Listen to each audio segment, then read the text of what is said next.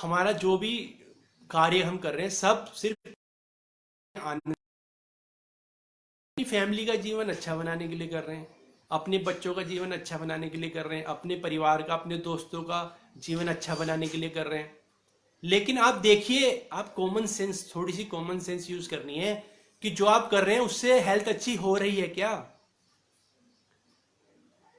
जो आप जितना भाग दौड़ कर रहे हैं, जितना आप कमा रहे हैं, पिछले एक साल का देखिए ना, पिछले एक साल का एनालाइज करके देखिए, पिछले एक साल में देखिए ना, पिछले एक साल में आपने जो भाग दौड़ की उससे परिवार में शांति हुई क्या?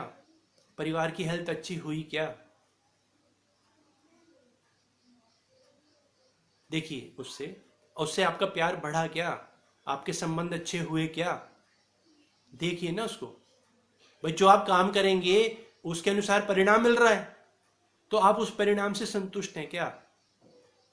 आपके बच्चे की हेल्थ अच्छी हुई क्या? तो इस सब का कारण है, अब मैं आपको जो इसका मेन कारण है वो बताता हूँ। सारा खेल है हमारे माइंड का, हमारे जीवन का। हमारे दिमाग को जब भी कोई कार्य अच्छा नहीं लगता, जब भी जीवन में उसको निराशा होती है, उसको अच्छा नहीं लगता, वास्तविकता से, दिल से, जब तक ऊपर से हमें हो सकता है बहुत अच्छा लग रहा है, ऊपर से हम सब हंसते रहते हैं, बहुत अच्छा है, हम खुश हूँ, बढ़िया हूँ, सब बोलते रहते हैं, लेकिन हमारे माइंड को तो सब पता है ना कि आप कितने खुश हो। तो हमारा माइंड को जब अच्छा नहीं लगता, जब उसको जीवन अच्छा नहीं लगता, तो वो हमें मारना शुरू कर देता है, हमारा माइंड।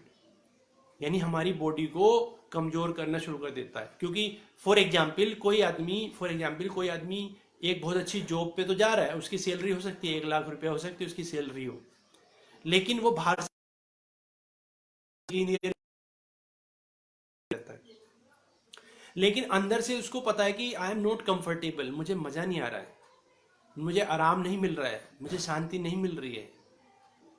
तो वो मैसेज जब, वो जो विचार जब ब्रेन में जाते हैं, तो ब्रेन बॉडी को सिग्नल देता है कि ये बंदा इस काम को एंजॉय नहीं कर रहा है, तो इसको इस काम के लिए अनफिट कर दो, इसको इस काम के लिए अनफिट कर दो, ताकि ये इस काम से बच जाए, इस काम को करने के लायक ही न रहे और इसको आराम मिल जाए। वही हम अपने माइंड को, कई बार हम बोलते हैं ना कि यार ये सारा दिन भाग भाग के थक गए, पता नहीं कब शांति मिलेगी, तो वो मैसेज चला गया माइंड में। अब वो आपका माइंड आपके ब्रेन को काम में लगा देगा, आपको शांति देने का तरीका ढूंढने में। उसके लिए वो आपको 2-4 दिन के लिए बीमार कर सकता है, ज़्यादा भी कर सकता है, परमानेंट भी कर सकता है, क्योंकि वो जितना आप स्ट्रांगली मैसेज माइंड का जाएगा ब्रेन को, उसी के अनुसार ब्रेन आपकी बॉडी में काम करने। इसके अपोजिट अगर आप अपने ब्रेन को ऐसा सिग्नल दे रहे हैं, अपने माइंड में ये विचार कर रहे हैं कि मुझे स्वस्थ रहना है, मुझे समाज के लिए बहुत कुछ करना है, मेरे ऊपर परिवार के लिए ये जिम्मेदारी है, मैं इसे निभाऊंगा, ये मेरा फर्ज है, लाइक दिस, आप उनको पॉजिटिवली ये विचार कर रहे हैं, आप काम को बोझ नहीं मान रहे हैं, ये अपनी लाइफ में करेक्शन कर रहे हैं, तब ब्रेन को सिग्नल जाता है कि ये बंदा फिट रहना चाहता है, इसको भी बहुत कुछ करना है, इसके लक्ष्य बड़े हैं, ये अपनी पूरी ख्याल रखता है। तो ब्रेन बॉडी की जो है फिटनेस पे काम शुरू हो जाता है, ब्रेन बॉडी को फिट करना शुरू कर देता है। तो इस तरीके से मैंने आपको शॉर्ट में बताया, इस तरीके से हमारा सब कुछ हमारे विचार से शुरू होता है, और वो विचार जब माइंड ब्रेन रीड करता है और उसके अनुसार वो बॉडी में केमिकल्स का, सब केमिकल का ये गणित लगाना शुरू कर देता है और आपको फिट और अनफिट करता जाता है।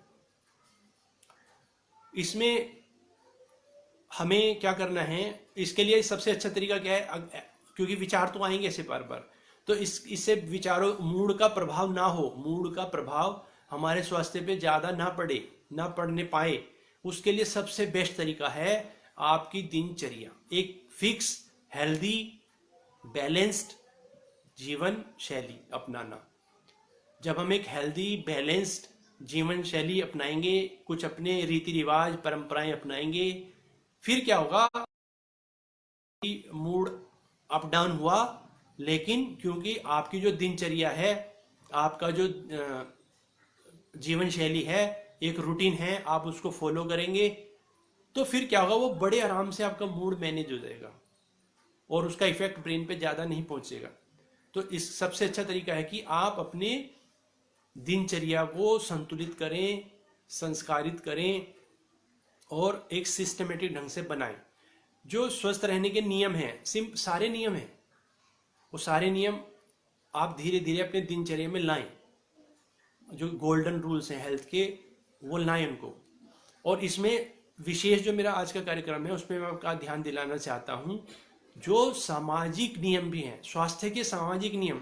अब आप देख रहे हैं, अब जब बीमारियां फैलती हैं तो सारे नियम सबको सब ज्ञान बांटना शुरू कर देते हैं। क्या हमें पहले से नहीं पता ही कि हमें हाथ साफ रखने हैं, हमें जो है शरीर साफ रखना है, हमें बीमार व्यक्ति से दूरी मेंटेन करनी है ताकि उसको भी नुकसान ना हो, हमें भी नुकसान ना हो। ये सब तो सबको पता है, लेकिन ये सब क्यों याद दिलाना पड़ रहा है? बिकॉज हम लोग रोबोट की तरह जी रहे हैं। एजुकेटेड लोगों को एजुकेटेड करना पड़ रहा है। एजुकेटेड लोगों को बताना पड़ रहा है कि एजुकेटेड हो आप। ऐसा नहीं करना है। अपने बच्चों को, बच्चों की पढ़ाई के लिए ज़्यादा परेशान नहीं होना है। असली पढ़ाई ये है, जीवन की पढ़ाई, जीवन शिक्षा।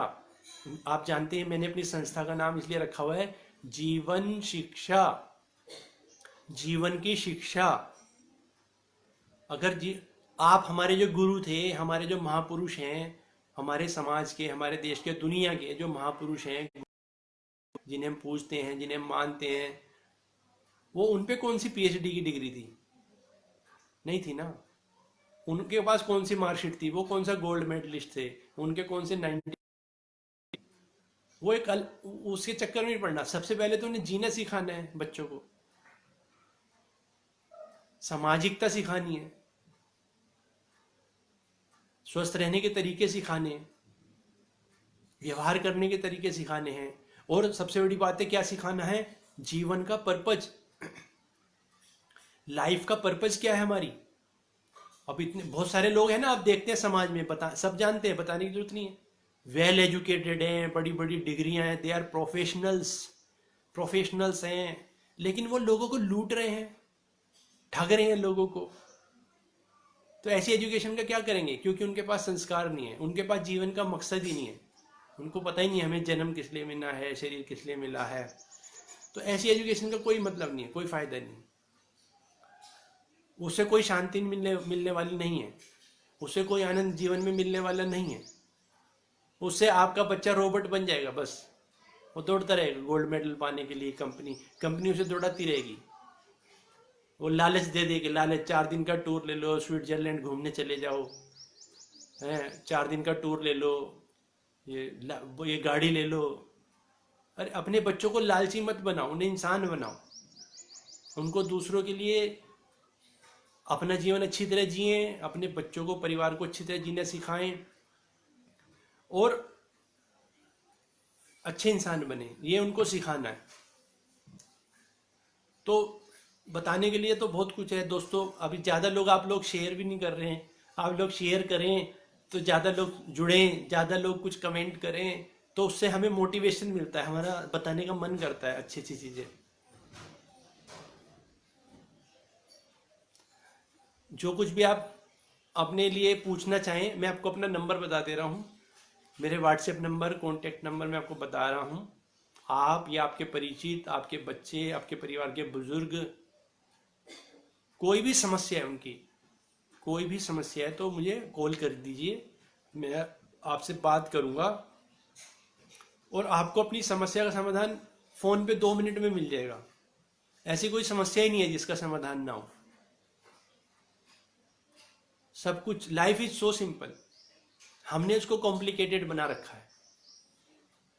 हम इतने बिजी हैं, बहुत बिजी हैं। हम तब तक बिजी रहते हैं, हम लोग तब तक बिजी रहते हैं जब तक छोटी सी बात बहुत बड़ी प्रॉब्लम ना बन जाए, तब तक हम बिजी रहते हैं।